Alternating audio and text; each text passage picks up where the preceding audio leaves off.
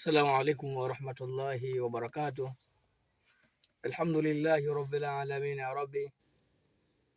الحمد لله الذي أفيتنا يا رب العالمين. الحمد لله الذي أحيانا بعدما أماتنا وإليه النشور. Ama baada ya kumshukuru Allah mwingi wa rehma, Mola ambaye ameumba mbingu saba pasi na nguzo, na ukiangalia katika uumbaji wake hakuna ikhtilafu ya namna yoyote ile toka kuanza kuumbwa kwake mpaka hivi sasa.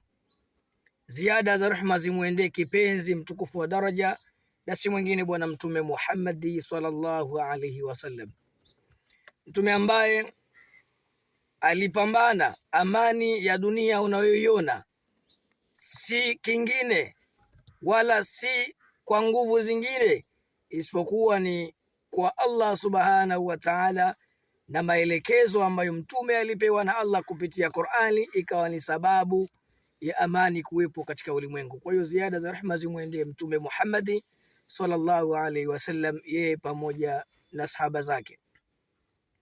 Ama ikhwanu, ndugu zangu ambao mnatutazama popote pale ulimwenguni, ama maudhui yetu ya leo kwa walau dakika chache tutaangalia mwanadamu umepewa mitihani mbalimbali, na katika hiyo mitihani mbalimbali ambayo mwanadamu umepewa, kuna mitihani ipo ni kadari ya Allah, lakini kuna mitihani ipo ni inasababishwa na mikono ya watu, kama Allah alivyosema, baadhi ya mitihani bima kasabat aidikum, inasababishwa na mikono ya watu, kwa sababu Allah azza wa jalla amemuumba mwanadamu, na alivyomuumba mwanadamu akamwekea kadari ya shari na ya kheri, kama Allah anavyosema, wal qadar khairihi wa sharrihi min Allah ta'ala, makadario ya shari na kheri yanatoka kwa Allah azza wa jalla. Lakini katika hizi shari ambazo Allah subhanahu wa ta'ala amezizungumza ziko za namna mbili, kwa sababu Allah alivyomuumba kiumbe wake akumuumba kwa lengo apate shida na mashaka na tabu, isipokuwa hizi kadari za shari mara nyingi zinasababishwa na watu, ambao wanaotujua, watu ambao wanaotuzunguka, watu ambao tuko nao katika maisha yetu. Na ndio maana Mtume Muhammad sallallahu alaihi wasallam akasema, al-ainu haqu, kijicho ni kweli. Yako maradhi ambayo mwanadamu unakutana nayo kwa sababu ya macho ya watu. Haya macho kikawaida yanaweza kuwa katika kheri ukiangalia kwa uzuri, lakini macho haya yanaweza kuwa shari ukiangalia kwa ubaya. Mfano, wewe una ndugu yako ambaye hujaonana naye kwa muda mrefu, ama rafiki, ulivyomuona yule ukamsalimia, ulivyomsalimia ukamwambia, rafiki yangu umenenepa, umebadilika, umenawili. Kwa maneno yale tu uliyomwambia, yule rafiki anaweza akarudi nyumbani baada ya siku yake ya kesho ile akawa ni mgonjwa mahututi, akapata maradhi, ndani ya wiki moja akarudi kama alivyokuwa mwanzo. Kwa nini? Yale maneno yako na jicho lako limemdhulu. Ni kwa sababu hujasema yale maneno ambayo amefundisha Bwana Mtume Muhammad sallallahu alaihi wasallam kumtakia kheri yule ndugu yako, kwamba mashaallah la haula wala quwata illa billah. Ukuyatanguliza haya maneno, lakini ukatanguliza sifa na ukamwangalia kwa macho, ikapelekea sababu kile macho yako yale yakatengeneza kitu kinachoitwa hasadi na yakamzuru ndugu yako. Hivyo basi kuna mitihani inatokana na macho ya watu ambao tunaishi nao. Zile neema tulizokuwa nazo hawataki tuwe nazo. Kwa nini fulani mwalimu? Kwa nini fulani imamu?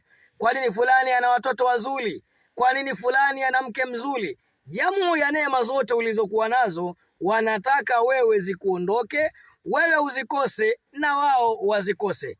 Hawa tunao katika maisha yetu, na maisha yetu haya kuwa mahama. Tembea popote utakapotembea, hawa lazima utawakuta, na hasadi ni mbaya katika maisha yako. Na ndio maana Allah subhanahu wa ta'ala amezungumza katika Qur'ani namna gani hasadi inavyoweza kumwangamiza mwanadamu. Allah anazungumza katika suratul Falaq, anazungumza Allah subhanahu wa ta'ala. Ukenda katika haya za mwisho humu, Allah anasema wa min sharri hasidin idha hasada, na shari ya watu wenye kuhusudu. Ndo hawa sasa wenye vijicho. Neema uliokuwa nayo wanataka ikuondoke, usiwe nayo. Una afya njema uwe mgonjwa. Sasa haya ndugu yangu tunayaondosha kwa nini? Na ndo maana katika vipindi kama hivi tunaleteana maudhui kama haya, lengo na mazumuni. Kama unaweza kufanya dua mwenyewe unaweza ukafanya, lakini lengo kubwa tukutane kwa pamoja, tukae tumlilie Mwenyezi Mungu Subhanahu wa Ta'ala. Hapo tumezungumza hasadi za kijicho, lakini kuna ubaya pia unatokana na majini, na ubaya huu ndo ubaya ambao uliokuwa mkubwa, tena mkubwa sana. Lakini leo kwa uchache tumegusia namna gani shari za macho, lakini kuna shari za mikono. Shari za mikono hizi zinatokana na nini? Shari za mikono hizi pia zinatokana na mafundo.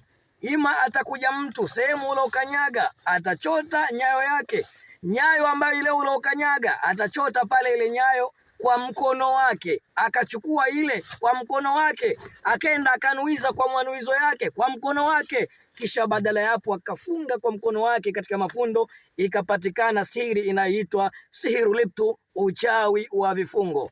Ambao uchawi huu ukichukuliwa ukipelekwa katika makaburi ukafukiwa, wallahi wa billahi, wewe maisha yako hayatoinuka isipokuwa msaada utoke kwa Allah azza wa jalla. Yako mambo mengi yanasababishwa na shari za mikono.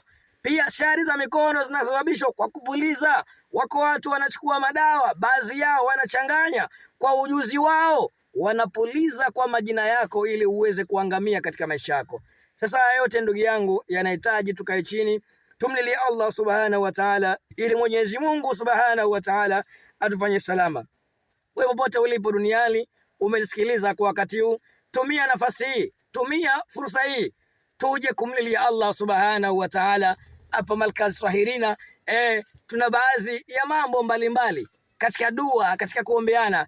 Njoo kwa pamoja, namba za simu zinapita hapo, tuje kumlilia Mwenyezi Mungu ili Allah atufanyie salama, hizi shari zote zinazotuandama ziweze kuondoka. Njoo kwa pamoja tushikane mkono katika mitihani tulokuwa nayo, haiwezi kuondoka isipokuwa kwa ajili ya kumuomba Mwenyezi Mungu dua. Ad-dua silahul mu'min, anasema Bwana Mtume Muhammad sallallahu alaihi wasallam. Dua ni silaha kwa yule aliyemuamini Allah azza wa jalla. Kwa hiyo njoo tukutane kwa pamoja, tupeane dua, lakini tupeane mambo mbalimbali katika elimu, ili tujinusuru sisi na familia zetu na vizazi zetu na shari ya sisi kwa sisi, pia na shari ya majini. Nadhani kwa hayo ndugu zangu umetosheka. Kwa utaratibu zaidi wa kutupata na kutafuta zaidi, basi utasubscribe hapo chaneli yetu hii, ili Mwenyezi Mungu Subhanahu wa Ta'ala atujalie salama na watu wengi wapate kufikiwa, ili dawa iweze kuendelea. Narudia, njoo tumlilie Allah, kwa sababu Allah Subhanahu wa Ta'ala ndo funguo na miftahu ya kila kitu kwa mwanadamu. Assalamu alaikum wa rahmatullahi wa barakatuh.